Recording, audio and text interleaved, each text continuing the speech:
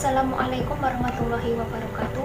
Kami dari kelompok 1 yang beranggotakan saya Alifia Cita Resti, yang kedua Alin Anissa Dila, yang ketiga Irfan Alabas As-Saburi akan mempresentasikan makalah supervisi manajerial. Yang pertama saya akan menyampaikan materi tentang prinsip-prinsip manajemen sekolah. Prinsip-prinsip manajemen sekolah dibagi menjadi 4. Yang pertama prinsip ekuifinalitas. Prinsip ini didasarkan pada teori manajemen modern yang berasumsi bahwa terdapat beberapa cara yang berbeda untuk mencapai suatu tujuan. Manajemen sekolah menekankan fleksibilitas sehingga harus dikelola oleh warga sekolah menurut kondisi mereka masing-masing. Yang kedua, prinsip desentralisasi. Desentralisasi adalah gejala yang penting dalam reformasi manajemen sekolah. Prinsip desentralisasi ini konsisten dengan prinsip ekuifinalitas. Prinsip desentralisasi dilandasi oleh teori dasar bahwa pengelolaan sekolah dan aktivitas pengajaran tak dapat dielakkan dari kesulitan permasalahan. Pendidikan adalah masalah yang rumit dan kompleks sehingga memerlukan desentralisasi dalam pelaksanaannya. Yang ketiga adalah prinsip sistem pengelolaan mandiri.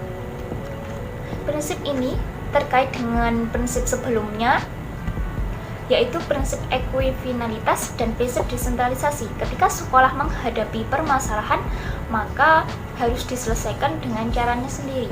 Sekolah dapat menyelesaikan masalahnya bila terjadi pelimpahan wewenang dari birokrasi di atasnya ke tingkat sekolah.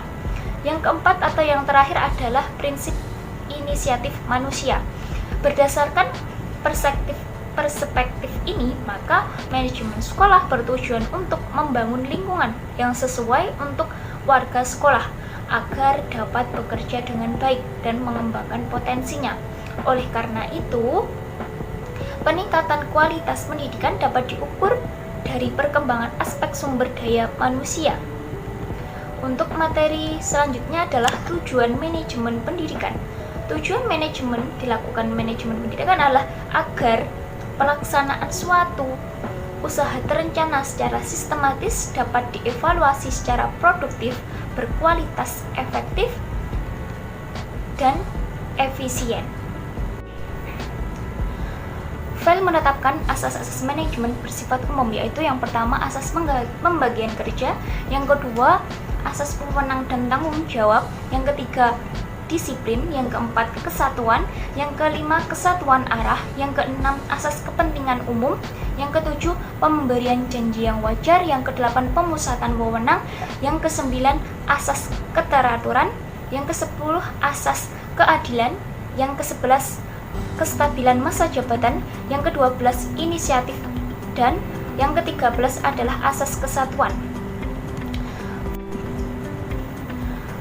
Fungsi-fungsi manajemen di atas berkaitan secara langsung dengan lembaga pendidikan karena merupakan salah satu jenis organisasi. Dengan demikian, fungsi-fungsi manajemen diterapkan dalam seluruh kegiatan organisasi, tidak terkecuali lembaga pendidikan. Sekian materi dari saya. Materi selanjutnya akan dijelaskan oleh rekan saya. Assalamualaikum warahmatullahi wabarakatuh. Saya Elin Anissa Dila, NIM 206190020 akan menjelaskan poin yang selanjutnya, yaitu mengenai manfaat manajemen pendidikan. Baik, langsung saja yang pertama yaitu terwujudnya suasana belajar dan proses pembelajaran yang aktif, inovatif, kreatif, efektif, dan menyenangkan. Yang kedua, terciptanya peserta didik yang aktif dalam mengembangkan potensi dirinya. Yang ketiga, terpenuhnya salah satu 4 dari kompetensi tenaga pendidik dan kependidikan. Yang keempat, tercapainya tujuan pendidikan secara efektif dan efisien. Inti dari tujuan dan manfaat manajemen dalam penyelenggaraan pendidikan adalah untuk mencapai dan meningkatkan efektivitas, efisien, dan produktivitas kerja dalam mencapai tujuan pendidikan yang diinginkan. Jadi, suatu pekerjaan dikatakan efektif jika pekerjaan tersebut mencapai hasil atau tujuan yang telah ditentukan. Poin yang selanjutnya yaitu hakikat manajemen pendidikan. Hakikat manajemen pendidikan terletak pada pengelolaan lembaga pendidikan yang merupakan sistem. Oleh karena itu, secara keseluruhan yang harus dikelola adalah: yang pertama, kinerja para pegawai lembaga pendidikan, pengadministrasian kegiatan pendidikan. Yang kedua, aktivitas para pendidik yang merupakan tugas dan kewajibannya. Yang ketiga, kurikulum sebagai konsep dan tujuan pendidikan, sistem pembelajaran dan metode mengajar. Dan yang terakhir yaitu pengawasan dan supervisi pendidikan, evaluasi pendidikan dan pembiayaan pelaksanaan pendidikan dari segi fasilitas, alat-alat sarana dan prasarana pendidikan. Selanjutnya ada pun karakteristik supervisi pendidikan, yaitu antara lain: yang pertama, supervisi pendidikan sebagai pelayanan bantuan. Yang kedua, supervisi pendidikan memperbaiki proses pembelajaran. Yang ketiga, supervisi pendidikan memperhatikan lingkungan belajar. Dan yang keempat, supervisi pendidikan mengembangkan guru. Yang kelima, supervisi pendidikan mengembangkan tenaga pendidikan. Dan yang keenam, supervisi pendidikan memperhatikan siswa. Dan yang terakhir yaitu supervisi pendidikan mengembangkan praktik-praktik baru dalam inovasi pembelajaran. Saya Irfan Albasaburi. Dari kelompok pertama saya akan menjelaskan mengenai dimensi substansi supervisi pendidikan dan ruang lingkup supervisi pendidikan. Teman-teman, Nikle berpendapat bahwa terdapat dua aspek dalam supervisi pendidikan. Aspek yang pertama yaitu aspek substantif. Dalam aspek substantif ini, kompetensi yang harus dikembangkan dan dikuasai oleh guru. Nah, dengan ini maka dapat menjadi dorongan terhadap keberhasilannya mengelola proses pembelajaran. Nah, terdapat 4 bagian dalam aspek substantif. Aspek substantif yang pertama dan kedua yaitu mempresentasikan nilai, keyakinan, serta teori yang dikuasai guru terkait hakikat pengetahuan itu sendiri. Nah, aspek substantif yang ketiga adalah menjelaskan tentang seberapa luas pengetahuan guru terhadap materi terkait bidang studi yang dikerjakannya.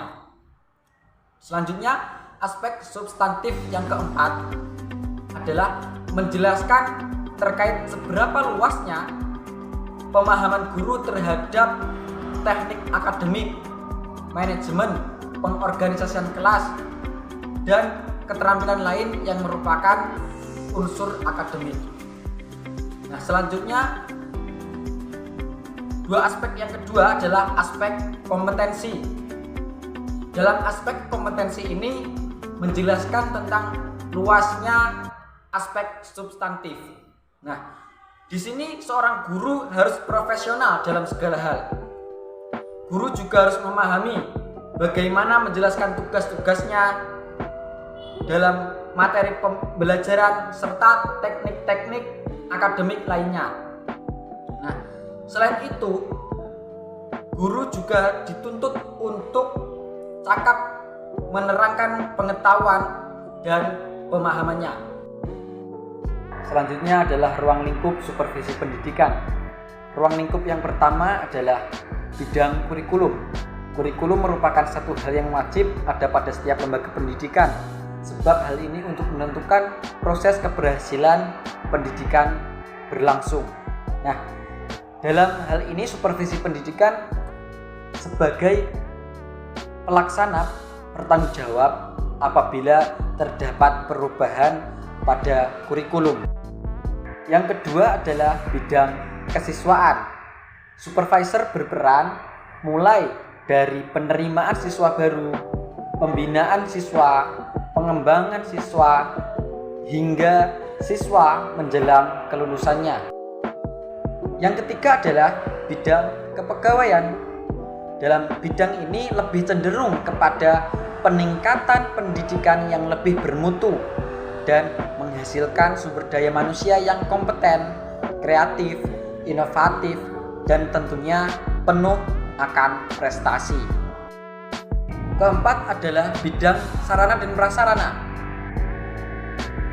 Dalam hal ini supervisi pada bagian sarana prasarana adalah mengawasi sarana prasarana yang ada pada tiap-tiap lembaga pendidikan, sehingga dengan adanya pengawasan, kualitas sarana dan prasarana tersebut akan tetap terawat dan tentunya juga awet. Yang kelima adalah bidang keuangan.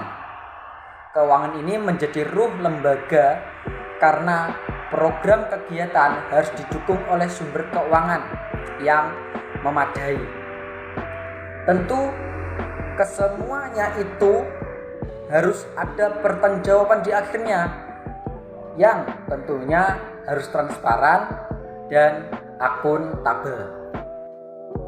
Yang keenam adalah bidang humas. Dalam humas, supervisi sebagai penghubung antara sekolah dan masyarakat. Tentu hal ini dengan cara komunikasi. Dengan peran humas ini, program-program pendidikan akan lebih cepat sampai ke telinga masyarakat, wali orang tua murid, dan sekolah pun akan lebih cepat dikenal di kalangan umum. Yang ketujuh adalah bidang ketatausahaan atau yang terakhir. Nah, dalam bidang ini adalah hal umum yang terjadi pada setiap organisasi lembaga pendidikan. Dan ketatausahaan membina kegiatan-kegiatan yang bersifat tulis-menulis di sekolah. Nah, supaya program pendidikan berjalan semakin efektif dan efisien demi mencapai tujuan pendidikan. Demikian yang dapat saya uraikan, semoga dapat bermanfaat kepada teman-teman sekalian. Terima kasih. Wassalamualaikum warahmatullahi wabarakatuh.